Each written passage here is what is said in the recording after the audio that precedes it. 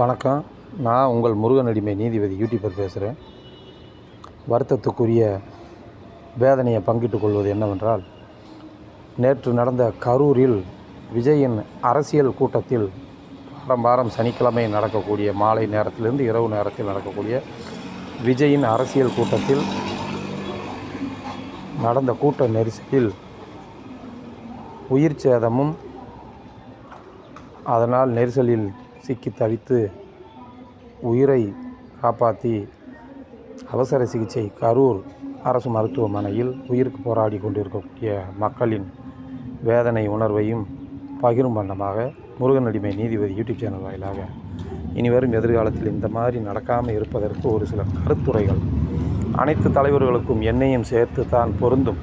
எதிர்காலத்தில் இத்தகைய உயிரிழப்பும் உயிருக்குண்டான ஆபத்தான சம்பவம் நிகழாமல் இருப்ப ஒரு சில கருத்துக்கள் படி நடந்து கொண்டால் நல்லா இருக்குமோ என்று ஒரு தனி மனித கருத்து சுதந்திரத்தை பதிவு செய்கிறேன்.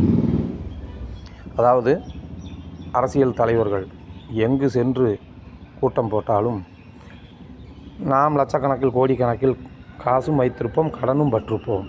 ஆனால் எத்தனை லட்ச மக்கள் எல்லாம் திரண்டு வந்து நடிகர் என்ற ஆர்வமோ இல்லை இப்படி ஒரு அரசியல் தலைவர் வேண்டும் என்கின்ற ஆசையோ அதையெல்லாம் நமக்கு தெரியாது.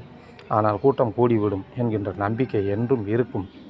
அத்தகைய கூட்டத்தை குறுகலான வீதிகளில் இருக்கக்கூடிய ரோட் சாலையில் அல்லாது பக்கத்தில் ஊரை தாண்டி ரொம்ப வெளி இல்லாமல் கொஞ்சம் பக்கத்தில் அவுட் ஆஃப் ஆர்டர்னு வரும், அந்த பக்கத்தில் இருக்கக்கூடிய தரிசு நிலங்கள் இருக்கும். அவங்ககிட்ட அனுமதி கேட்டு அந்த முள் முடியெல்லாம் ஓரத்தில் இருந்தால் அதை டோசரை வச்சு தள்ளி அனுமதி கேட்டு ஓரிரு நாட்களுக்கு முன்னாடி அரசுகள் கோர்ட்டின் மூலமாகவோ காவல்துறை மூலமாகவோ அரசாங்கம் மூலமாகவோ அனுமதி கேட்கும் பொழுது அப்படி வெற்றிடத்தையும் சேர்த்து கேட்டு அந்த சாலையோரமாக பேசினாலும் போக்குவரத்து இடையூறு எத்தனையோ ஆம்புலன்ஸ் வருகிறது, வேண்டும் என்று அனுப்பி விடுகிறார்களோ இல்லை உயிரை காப்பதற்காக நிஜமாக வருமோ அதை நாம் வினவ வேண்டாம்.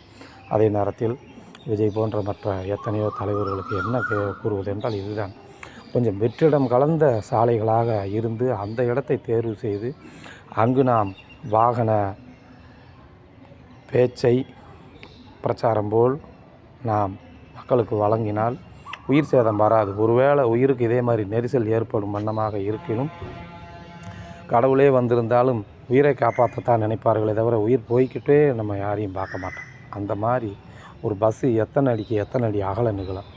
பார்த்திங்கன்னா இந்த காற்றுல சாயிறப்ப வெள்ளச்சோளத்தை பார்த்துருக்கேன், நெல்களை பார்த்துருக்கேன், ஒன்று மேலே ஒன்று சாஞ்சு நிமிரும்.